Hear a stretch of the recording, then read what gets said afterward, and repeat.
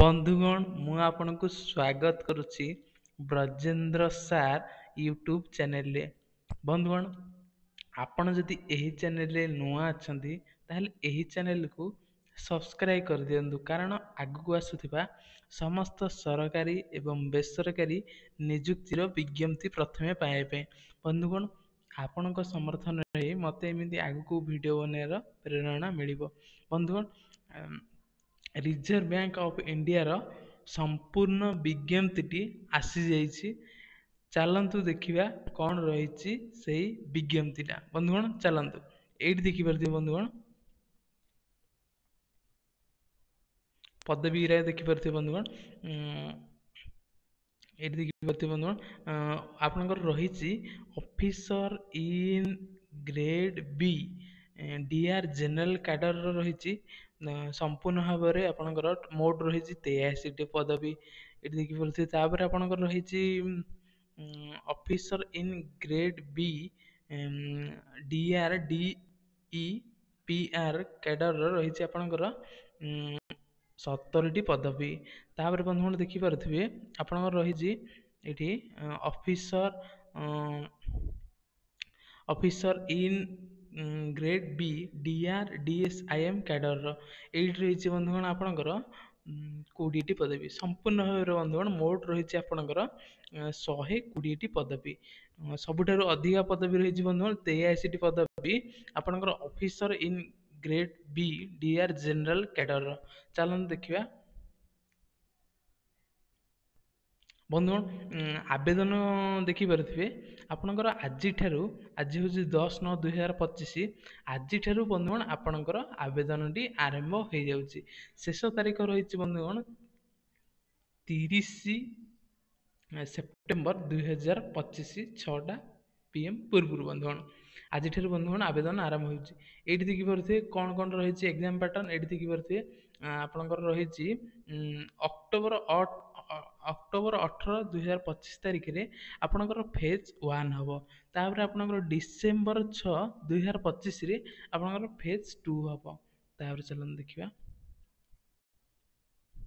ଏଇଠି ଦେଖିପାରୁଥିବେ ବନ୍ଧୁଗଣ ଆପଣଙ୍କର ଅକ୍ଟୋବର 19 2025ରେ ଆପଣଙ୍କର officer in grade B DR DE ପିଆର୍ର ପେପର 1 ହେବ। ତାର ଡିସେମ୍ବର 7ରେ ଆପଣଙ୍କର 7/2025ରେ ଆପଣଙ୍କର ଫେଜ୍ 2 ହେବ। ତାର officer in grade B DR ଡିଏସ୍ଆଇଏମ୍ର ଫେଜ୍ 1 ହେବ ଆପଣଙ୍କର ଅକ୍ଟୋବର 19 2025। ତାପରେ ଫେଜ୍ 2 ରହିବ ଆପଣଙ୍କର ଡିସେମ୍ବର 7 2025। ଇଏ ଥିଲା ଏକ୍ଜାମ୍ର ତାରିଖ ଗୁଡ଼ିକ। ଚାଲନ୍ତୁ ଏଇଠି ଦେଖିପାରିବେ ବନ୍ଧୁଗଣ ଆପଣ କେଉଁମାନେ ଆବେଦନ କରିପାରିବେ। ଆପଣମାନେ ଇଣ୍ଡିଆନ୍ ସିଟିଜେନ୍ ହେଇଥିବାର ଅଛି। ଚାଲନ୍ତୁ ତାପରେ ଦେଖିବା କ'ଣ ରହିଛି। ଏଇଠି ଦେଖିପାରୁଥିବେ ବନ୍ଧୁଗଣ ଆବେଦନ କରିବାର ଆପଣଙ୍କର ବୟସ, ଆପଣ ଜନ୍ମ ହୋଇଥିବେ ଦେଖିପାରୁଥିବେ ଏଇଠି ଏଇଠି ଦେଖିପାରୁଥିବେ ସେପ୍ଟେମ୍ବର 2 1995 ପୂର୍ବରୁ ଆପଣ ଆପଣ ଆ ପରେ ଆପଣ ଜନ୍ମ ହୋଇଥିବାର ଅଛି। ବନ୍ଧୁଗଣ ସେପ୍ଟେମ୍ବର 2 1995 ପରେ ଜନ୍ମ ହୋଇଥିବାର ଅଛି। ଆଉ ଏଇଠି ଦେଖିପାରୁଥିବେ ବନ୍ଧୁଗଣ ସେପ୍ଟେମ୍ବର 1 2004 ପୂର୍ବରୁ ଜନ୍ମ ହୋଇଥିବାର ଅଛି।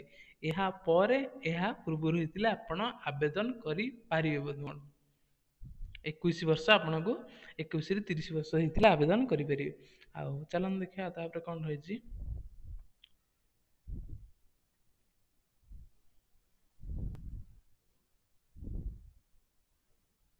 ବନ୍ଧୁଗଣ ଏଇଠି ଦେଖିପାରୁଥିବେ ଯେଉଁଟାରେ ଅଧିକା ପଦବୀ ରହିଛି ଆପଣଙ୍କର officer in grade B DR ଜେନେରାଲରେ। ଏଇଠି ଦେଖିପାରୁଥିବେ ବନ୍ଧୁଗଣ ଆପଣ ଯଦି ଆର୍ଟସ୍ ହଉ, ସାଇନ୍ସ ହଉ, କମର୍ସ ହଉ, କୌଣସି ବି ଷ୍ଟ୍ରିମ୍ରେ ଆପଣ ଯଦି ଗ୍ରାଜୁଏସନ୍ କରିଛନ୍ତି ଆଉ 60% ଆପଣ ମାର୍କ ରଖିଛନ୍ତି, ତାହେଲେ ବନ୍ଧୁଗଣ ଆପଣ ଆବେଦନ କରିପାରିବେ। ଆପଣଙ୍କର ବୟସ 21 ରୁ 30 ବର୍ଷ ହେଇଥିବାର ଅଛି। ଏଇଠି ଦେଖିପାରୁଥିବେ graduation in any discipline 60% mark ଦରକାର। ଆଉ ଆପଣଙ୍କର ଯଦି SC/ST ଅଛି ହେଲେ 50%। ଆଉ ତାପରେ ଦେଖନ୍ତୁ, ତାପରେ ଦେଖିବା ଚାଲନ୍ତୁ ଏଇଠି ଦେଖିପାରୁଥିବେ officer in grade B DR DEPR ର ଆପଣ ରହିଛି master of arts, master in science, ଏଇଠି ଦେଖିପାରୁଥିବେ ଏଇ ସବଜେକ୍ଟରେ ଯଦି ଆପଣ କରିଛନ୍ତି ତାହେଲେ ତ ଆବେଦନ କରିପାରିବେ। ଏଇ ଯଦି କୋର୍ସ କରିଛନ୍ତି ମାଷ୍ଟର ଅଫ୍ ଆର୍ଟସ କିମ୍ବା ମାଷ୍ଟର ଅଫ୍ ସାଇନ୍ସ। ଆଉ ଆଉ ଯଦି ଆପଣ officer in grade B DR general ପାଇଁ ଆବେଦନ କରୁଛନ୍ତି, ଆପଣଙ୍କର ଖାଲି ଗ୍ରାଜୁଏସନ୍ ଦରକାର ଆଉ 60 ଶତକଡ଼ା ମାର୍କ ଦରକାର ବନ୍ଧୁଗଣ। ଏଇଟାରେ ତ ଏଇ କୋର୍ସ କରିଥିଲେ ଆବେଦନ କରିପାରିବେ। ତାପରେ ଏଇଟା ବି ରହିଲା ବନ୍ଧୁଗଣ, officer in grade B DR DSIM ରେ ବି ଆପଣମାନେ ଏଇ କୋର୍ସ କରିଥିଲେ ଆବେଦନ କରିପାରିବେ। ଷ୍ଟାଟିଷ୍ଟିକ୍ସ କ୍ୱାଣ୍ଟିଟେଟିଭ୍ ଏଇ ସବଜେକ୍ଟ ଯଦି ଆପଣ କରିଛନ୍ତି ତାହେଲେ ତ ଆବେଦନ କରିପାରିବେ ମାଷ୍ଟର ଡିଗ୍ରୀ। ଆଉ ଚାଲନ୍ତୁ ଦେଖିବା ତାପରେ କଣ ରହିଛି। ବନ୍ଧୁଗଣ ଏଇଠି ଦେଖିପାରୁଥିବେ ନମ୍ବର ଅଫ୍ ଆଟେମ୍ପ୍ଟସ୍। ବନ୍ଧୁଗଣ ଆପଣ ଯଦି ଜେନେରାଲ କ୍ୟାଟେଗୋରୀ ଆଉ EWS କ୍ୟାଟେଗୋରୀରୁ ଆସୁଛନ୍ତି, ଆଉ ଆପଣମାନେ ଯଦି 6ଟାରୁ ଅଧିକ ଆପଣ ଯଦି ଆଟେମ୍ପ୍ଟ ଦେଇ ସାରିଲେଣି ତାହେଲେ ଆପଣ ଆବେଦନ କରିପାରିବେ ନାହିଁ। ଆଉ SC ST OBC PWD ପାଇଁ କୌଣସି ରିଷ୍ଟ୍ରିକ୍ସନ୍ ନାହିଁ। ଆପଣ ଯେତେଥର ଆବେଦନ କରିବାକୁ ଚାହେଁ କରିପାରିବେ ବନ୍ଧୁଗଣ। ଏଇଠି ଦେଖିପାରୁଥିବେ ବନ୍ଧୁଗଣ ଆପ୍ଲିକେସନ୍ ଫିସ୍ ରହିଛି ଆପଣଙ୍କର SC ST PWD ପାଇଁ ରହିଛି ଆପଣଙ୍କର 100 ଟଙ୍କା ପ୍ଲସ୍ ଆପଣଙ୍କର GST ରହିଛି। ଆଉ ତାପରେ ଦେଖିପାରୁଥିବେ ଏଇଠି ଜି ଜେନେରାଲ ପିଲା OBC ପିଲା EWS ପିଲା ପାଇଁ 850 ପ୍ଲସ୍ GST ରହିଛି ବନ୍ଧୁଗଣ। ଏଇଠି ଦେଖିପାରୁଥିବେ ବନ୍ଧୁଗଣ ଆପଣଙ୍କର ରହିଛି ମୁଡ୍ ଅଫ୍ ଆପ୍ଲିକେସନ୍, କୋଉ ମାଧ୍ୟମରେ ଆପଣମାନେ ଆବେଦନ କରିପାରିବେ। ଏଇଠି ଦେଖିଥିବେ ଅନଲାଇନ୍ ମାଧ୍ୟମରେ ଆବେଦନ କରିପାରିବେ। ଏଇଠି ଦେଖିପାରୁଥିବେ ତାର ୱେବସାଇଟଟି ରହିଛି। ଆଉ ବନ୍ଧୁଗଣ ଡିସ୍କ୍ରିପସନରେ ଟେଲିଗ୍ରାମ ଗ୍ରୁପର ଲିଙ୍କ ରହିଛି, ସେଇଠି PDF ଟି ପାଇଯିବେ। ତା ସହିତ ଆପଣମାନେ ଆବେଦନ କରିବାର ଲିଙ୍କ ବି ମଧ୍ୟ ପାଇଯିବେ। ଏଇଠି ଦେଖିପାରୁଥିବେ ବନ୍ଧୁଗଣ ପେ ସ୍କେଲ୍ ଆପଣଙ୍କର ଦରମା ରହିଛି ଆପଣଙ୍କର 78,450 ଟଙ୍କା ଆପଣଙ୍କର ବେସିକ୍ ପେ ରହିଛି। ତାପରେ ଆପଣ ଦେଖିପାରୁଥିବେ ଏଇଠି ଆପଣ ମନ୍ଥଲି ଦେଖିପାରୁଥିବେ ସବୁ ଇନକ୍ଲୁଡ ହେଇକି ଆପଣଙ୍କର ସବୁ ଏଠି ଦେଖିପାରୁଥିବେ 1,50,000 ପର୍ଯ୍ୟନ୍ତ ଆପଣ ସାଲାରୀ ଡ୍ର କରିପାରିବେ। 374 ଟଙ୍କା। ବେସିକ୍ ପେଟା ରହିଛି 78,450 ଟଙ୍କା। ଏଇଠି ଦେଖିପାରୁଥିବେ ବନ୍ଧୁଗଣ ଆପଣଙ୍କର ରହିଛି ଅନଲାଇନ୍ ଏକ୍ଜାମିନେସନ୍ ସେଣ୍ଟର। ଏଇଠି ଦେଖିପାରୁଥିବେ phase 1 grade B DR ଜେନେରାଲର online ଏକ୍ଜାମର centre ରହିଛି ଫେଜ୍ 1ର। ଏଇଠି ଦେଖିପାରୁଥିବେ ଓଡ଼ିଶା ପାଇଁ ଆପଣଙ୍କର ରହିଛି। ଏଇଠି ଦେଖିପାରୁଥିବେ ବନ୍ଧୁଗଣ ଜୁମ୍ କରିଦେଉଛି ଟିକେ ଦେଖିବାକୁ ସୁବିଧା ହେବ। ଏଇଠି ଦେଖିପାରୁଥିବେ ଆପଣଙ୍କର ରହିଛି ବାଲେଶ୍ୱର, ବ୍ରହ୍ମପୁର, ଗଞ୍ଜାମ, ଆପଣଙ୍କର ଭୁବନେଶ୍ୱର, କଟକ, ରାଉରକେଲା, ଆଉ ତାପରେ ଆପଣଙ୍କର ରହିଲା ସମ୍ବଲପୁର, ଆଉ ଆପଣଙ୍କର ରହିଲା ଢେଙ୍କାନାଳ, ବାରିପଦା, ପୁରୀ। ଆଉ ଫେଜ୍ 2 ଏକ୍ଜାମ ଦେଖିପାରୁଥିବେ ଫେଜ୍ 2 ଏକ୍ଜାମ ବନ୍ଧୁଗଣ କେବଳ ଭୁବନେଶ୍ୱରରେ ହିଁ ହେବ। ଏଇଠି ଦେଖିପାରୁଥିବେ କେବଳ ଭୁବନେଶ୍ୱରରେ ହିଁ ହେବ। ଆଉ ଏଇଠି ଦେଖିପାରୁଥିବେ phase 1 and phase 2 grade B DR DEPR DSIM ର ଫେଜ୍ 1 ଫେଜ୍ 2 କେବଳ ବନ୍ଧୁଗଣ ଆପଣଙ୍କର ଭୁବନେଶ୍ୱରରେ ହିଁ ହେବ। ଆଉ ତାପରେ ଚାଲନ୍ତୁ ଦେଖିବା କଣ ରହିଛି। ଏଇଠି ଦେଖିପାରୁଥିବେ ବନ୍ଧୁଗଣ ତାର ସିଲାବସ୍ ରହିଛି ଅଫିସର ଇନ୍ GRB DR ଜେନେରାଲର ରହିଛି ଆପଣଙ୍କର କିପରି ଭାବରେ ଏକ୍ଜାମ ହେବ। ଏଇଠି ଦେଖିପାରୁଥିବେ ଆପଣଙ୍କର ରହିଛି ଜେନେରାଲ ଆୱାରନେସ୍ ପଡ଼ିବ, ଇଂଲିଶ ଲାଙ୍ଗୁଏଜ ପଡ଼ିବ, କ୍ୱାଣ୍ଟିଟେଟିଭ୍ ଆପ୍ଟିଟ୍ୟୁଡ୍ ଆଣ୍ଡ ରିଜନିଂ ପଡ଼ିବ ଆପଣଙ୍କର। ଏଇଠି ଦେଖିପାରୁଥିବେ ବନ୍ଧୁଗଣ ଆପଣଙ୍କର 120 ମିନିଟରେ ଆପଣଙ୍କୁ ଏକ୍ଜାମ ଦେବାକୁ ପଡ଼ିବ। ଆଉ ଫେଜ୍ 2 ଏକ୍ଜାମଟା ଏଇଠି ଦେଖିପାରୁଥିବେ ଫେଜ୍ 2 ଏକ୍ଜାମ ଆପଣଙ୍କର ପେପର 1 ରହିବ ଆପଣଙ୍କର ଇକୋନୋମିକ୍ସ ଆଣ୍ଡ ସୋସିଆଲ ଇସ୍ୟୁସ୍। ଆପଣଙ୍କର 120 ମିନିଟରେ ଆପଣଙ୍କୁ 100 କ୍ୱେଶ୍ଚିନ୍ ଦେବାକୁ ପଡ଼ିବ। ତାର ଫେଜ୍ 2 ଆପଣଙ୍କର ଇଂଲିଶ ରହିଛି, ଇଂଲିଶ ରାଇଟିଂ ସ୍କିଲ୍ ଆପଣଙ୍କର 90 ମିନିଟରେ ଆପଣଙ୍କୁ 100 ମାର୍କର ରହିବ।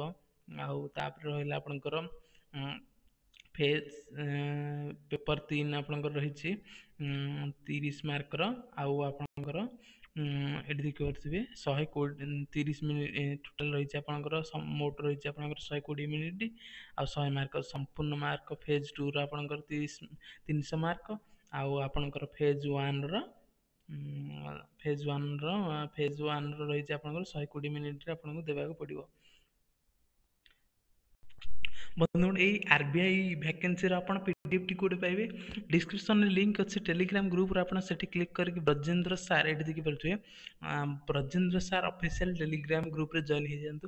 କାରଣ ଆଗକୁ ଆସୁଥିବା ସମସ୍ତ ସରକାରୀ ଏବଂ ବେସରକାରୀ ଭ୍ୟାକେନ୍ସିର ପିଡିଏଫ୍ ଗୁଡ଼ିକ ଏଇଠି ପାଇବେ, ଆଉ ଲିଙ୍କ୍ ଗୁଡ଼ିକ ବି ମଧ୍ୟ ଏଇଠି ପାଇବେ। ବନ୍ଧୁଗଣ ଏଇଠି ଦେଖିପାରୁଥିବେ ଆପଣମାନେ 10/9/2025 ଆରବିଆଇର କମ୍ପ୍ଲିଟ୍ ନୋଟିଫିକେସନଟି ଏଠି ଅପଲୋଡ଼, ବିଜ୍ଞପ୍ତିଟି ଏଠି ସମ୍ପୂର୍ଣ୍ଣ ବିଜ୍ଞପ୍ତିଟି ଅପଲୋଡ଼ କରିଦିଆଯାଇଛି। ଆଉ ବନ୍ଧୁଗଣ ଆବେଦନର ବି ଲିଙ୍କ୍ ଏଠି ମୁଁ ଦେଇଦେବି, ଆପଣ ଏଠି କ୍ଲିକ୍ କରିକି ଆପଣ ଯାଇକି ସିଧାସଳଖ ଆବେଦନ କରିପାରିବେ। ଆଉ ବନ୍ଧୁଗଣ ଆପଣମାନେ ଯଦି ଆବେଦନ କରିବାର ପ୍ରକ୍ରିୟା କିପରି ଭାବରେ ଆବେଦନ କରିବେ ତାର ଯଦି ଭିଡ଼ିଓ ଯଦି ପାଇବାକୁ ଚାହୁଁଛନ୍ତି, ତାହେଲେ ଆପଣମାନେ କମେଣ୍ଟ ସେକ୍ସନରେ କୁହନ୍ତୁ ଆପଣଙ୍କର ମତାମତ। ଯଦି ଚାହୁଁଛନ୍ତି ତାହେଲେ ମୁଁ ଭିଡ଼ିଓ ବନେଇକି ଅପଲୋଡ଼ କରିଦେବି।